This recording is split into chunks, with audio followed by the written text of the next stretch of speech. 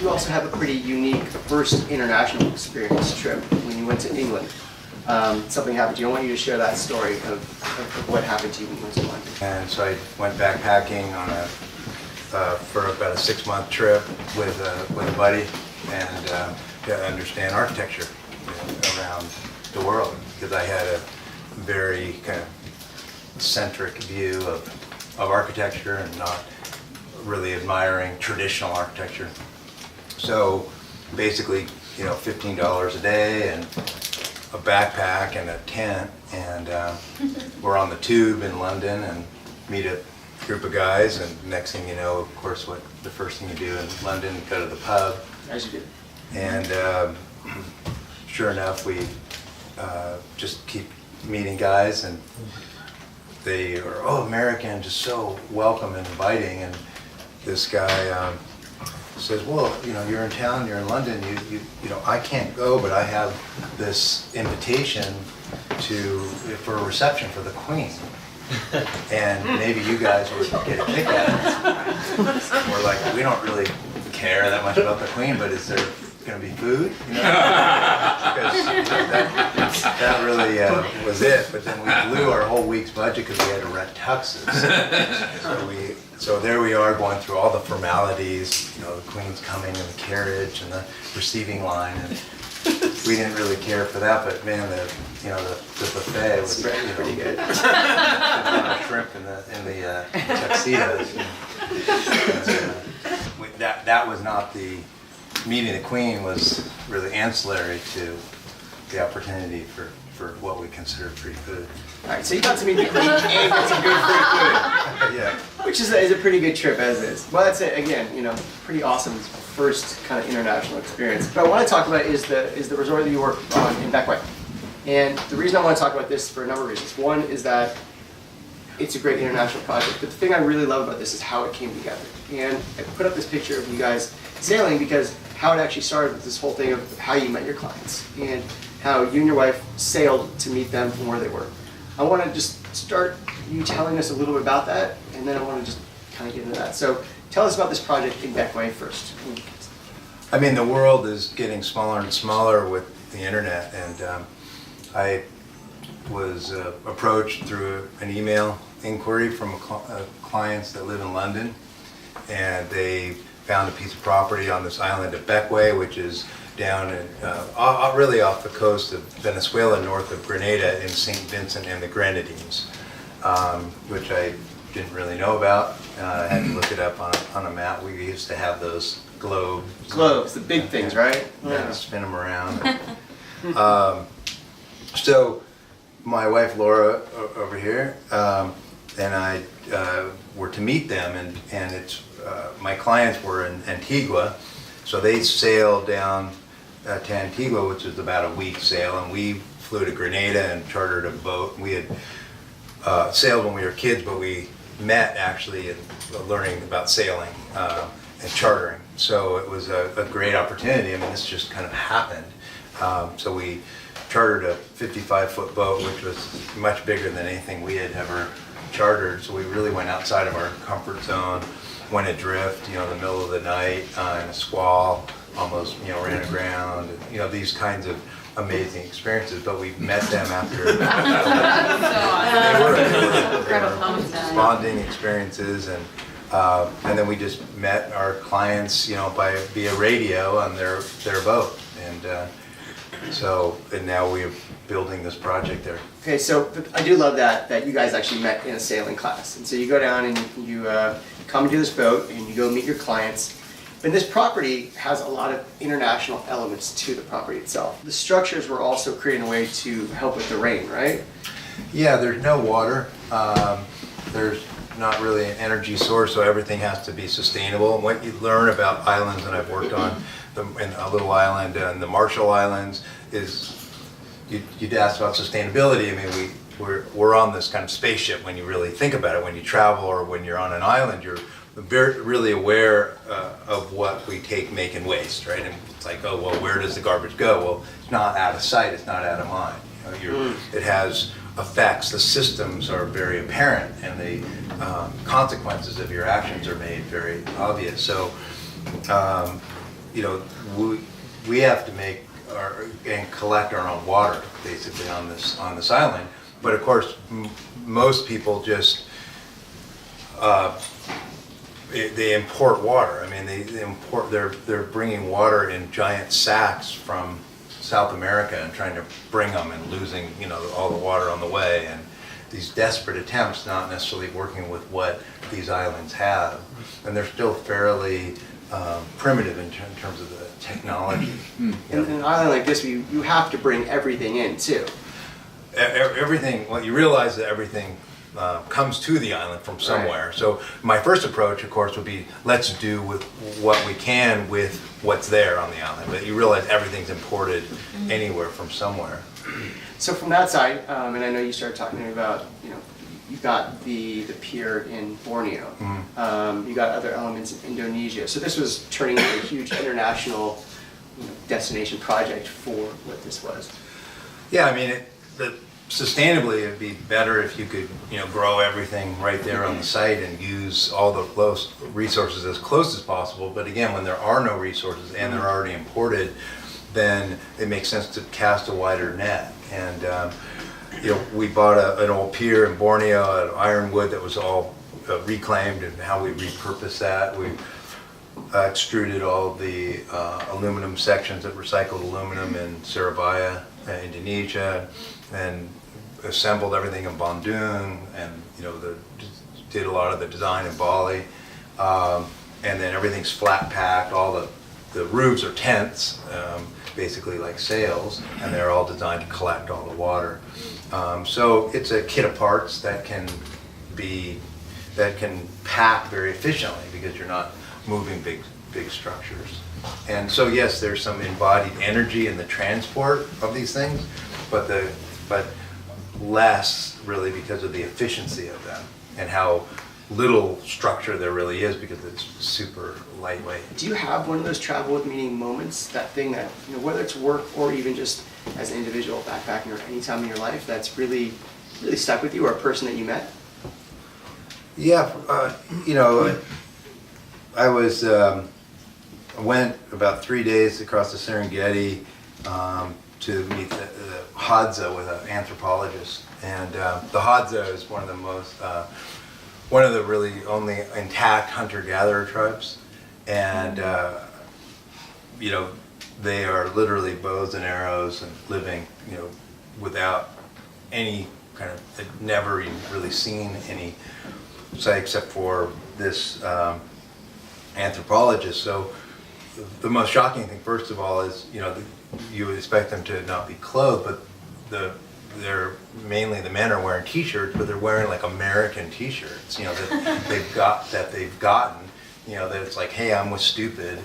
They don't know. I mean, it's just a weird, like, you start to see like this is where our stuff is going, and now that's their only article of clothing that they put on with respect for us. But I mean, they know that there are airplanes, but they laugh when they say, well, how did you get here? I mean, oh yeah, that's too small. I mean, they just didn't, I mean, it's just so foreign that you realize that there still are a lot of cultures. And I had a monoscope, and we went hunting with them with bows and arrows, and I had this monoscope. And, what were you guys hunting with? These hyrax. They're like a cross between an elephant and a hamster. Weird. Look it up, really. Oh yeah, they got a lot of them, and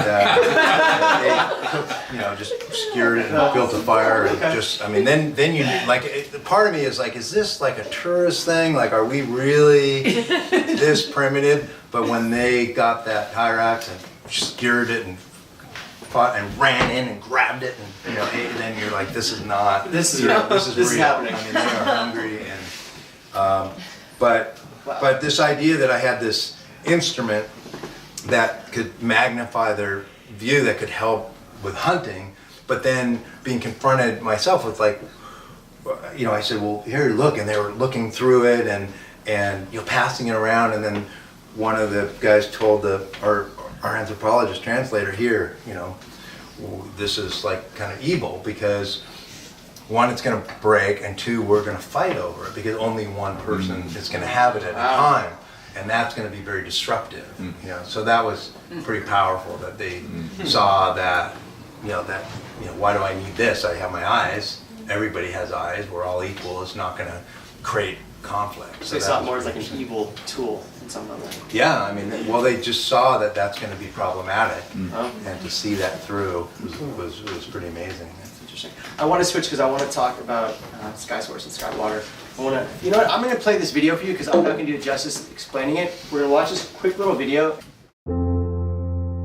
Where does water come from? The water that we have here is the same water that we've always had and we always will have. So you have a closed system with a finite amount of water and it just gets dirtier. I've just been very, very interested in water as someone that's been involved in the water in the ocean my entire life, but also the importance of fresh water to mankind. And being in California, the issues are fast approaching, crisis proportion. I started off really as an environmentalist, and so I had to rationalize my place in the world as an architect. So I've been moving from sustainability towards a restorative architecture. 71% of the planet's surface is water. 3% of that water is fresh, because 97% is salt water and is not drinkable. This 3%, half of that is ice. Of that 1.5%, 0.22 is atmospheric water. That's water vapor in the atmosphere. And you could essentially condense it into water. That little 0.22% turns out to be 37.5 billion gallons of water per day. Point of use is so critical because it's the same thing as farm to table. You have the sun, you have the water, you might as well grow food. David Hertz said to me, I can solve your water problem. He's like, I have a machine that makes water from air. This technology, Skywater, uses adiabatic patented distillation process using refrigeration technology to essentially extract water out of air. Looking at it, we thought, let's offer Skywater to community healing gardens so the boxes are grown with water made locally. David's a godsend. So many people have yet to know and understand what David's offering. It gave me an opportunity to work, but we're reducing a footprint at the same time. That social experiment started to expand. My office is right in the epicenter of Venice. There's a large population of transients. Let's put in a bottle filling station in the alley, incorporate that with street art, almost like an urban well, a sky well that would provide water to those in need. The simple, fundamental human right to water is surprisingly, even in our wealthy first world country, an issue. And I've been amazed at how well received it has been by the community, especially by those in need.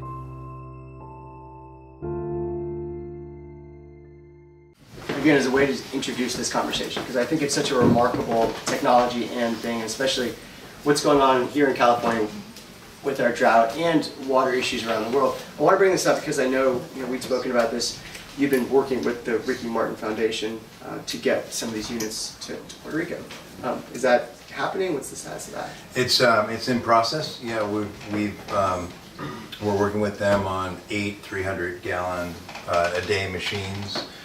Part of that is trying to, instead of just dumping a one-time solution of plastic water bottles, let's help build a more sustainable infrastructure there. And we're working in India with actually Deepak Chopra on billboards that are creating cloud forests that are bringing water down the columns of the billboard in cities to bring water. Part of it is the democratization of water, rather than the commodification of water and the packaging of water. So that has large effects. I mean, in Africa, where women and girls have to walk 6 hours a day for water, you know, that it can fundamentally change, you know, cultures and societies, and as we become really confronted with more scarcity and more water quality issues, you know, it'll be the single most important issue that I think humanity faces. Completely agree with you. And, you know, I'm such a big fan of yours. I mean, just in the work, you're just remarkable. But then even, you know, look at the stuff with Skywater, and you always are, you know, what you're involved with, and just leading as an example with a big heart, and really just admire that. Yeah, kind of blown away by that, and just in thinking about what you're being able to provide for countries such as like in India or Puerto Rico. Like Venice, you know, with or even community Venice, healing gardens, even you know. community healing gardens. And I wanted to bring this up. The way we initially had met was you started providing water for community healing gardens, which Nicole, my partner, co-founded, and is a way to, if you've seen in Venice, there's 80 garden boxes that are on the streets in Venice that provides healthy, organic food for anyone. And David called Nicole and said, you know, I can help, you know, water your garden boxes. And she's like, what are you talking about? And so Skywater provides community healing gardens with water to water all these garden boxes. And so that was a great introduction to you and what you're about. And I was blown away by that. Really was just a cool way to look at how community comes together. And now seeing how that local is now global, and what you're doing with that from that element. What is the ultimate, you know, plan with Skywater? I think, I mean, the goal is to try to provide water to as many people in need as possible. You know, I think we're doing a lot of the disaster work. You know, we're competing for the X Prize right now on water generation, which we're very excited about. That's going to really open more awareness on the technology and the possibilities to help bring water to a thirsty world. You know, we certainly see that as an opportunity to travel. My wife Laura is a lifestyle photographer, and you know, a lot of times the photography and the travel and the places that we go provide compelling stories. You know, so we definitely see ourselves in rural communities, in the areas, whether it's disaster or communities of need, and helping to provide water, but not doing it in a way that delivers it the way that we think, in the way that would be accepted by that culture, and to learn from the culture of what is there. You know, we use biogasification in India and rural communities using the kind of wood for water method. You know, there's microfinancing with women's cooperatives. You know, because you know, in Africa, where a nonprofit went in and put a well in, they started getting vandalized. So like, why would the well get vandalized? And then they watched and found that it was one of the women that were vandalizing the wells, because then they were having to be around the men. You know, they wanted their time to be with their girls. Maybe it was in issues of domestic violence, maybe, you know, but so part of that is, how do you learn from those things, you know, the things that you wouldn't think at first, and then make it something that's going to be accepted, shape, and be flexible enough and not impose a certain preconceived notion from our culture. I mean, I learned that like watching the Olympics from another country. It's like, well, wait, where's all the Americans? You know, it's like your whole view We is see it like, so skewed, obviously. like, oh, there's lacrosse. I mean, you know, there's other things in the world. There's other views we have. I mean, Americans, you know, especially Americans that haven't traveled, that's one of the things, you know, for our kids and for us, that I think helps frame a much more global view, looks at our position outside of ourselves. And by the way, so you do provide that water, which is in the alley market. So anyone can go. It's free water available, which I really appreciate the way you know, our community here in Venice. There are a lot of transients, a lot of people who do need that extra help, and providing free water But you do. So if anyone, if you're ever, Wait, where is it? it's right off Windward Circle and Market. Horizon. Horizon Court Horizon behind Court. Market. Where do you still want to go? Oh, everywhere. I mean, I think there's just so many places to go. I think certainly Patagonia's been high on our list. I mean, we've taken our kids on river trips. We've done, 17 days, Grand Canyon and all. So I think sometimes having something like that, like doing more rivers. We surf. We want to go back to Sumba. That was one of the most intact cultural islands. Laura and I went to Burma, many years ago before it was really open. I think places that are, I guess, less open to tourism before they maybe get spoiled would be higher on the list.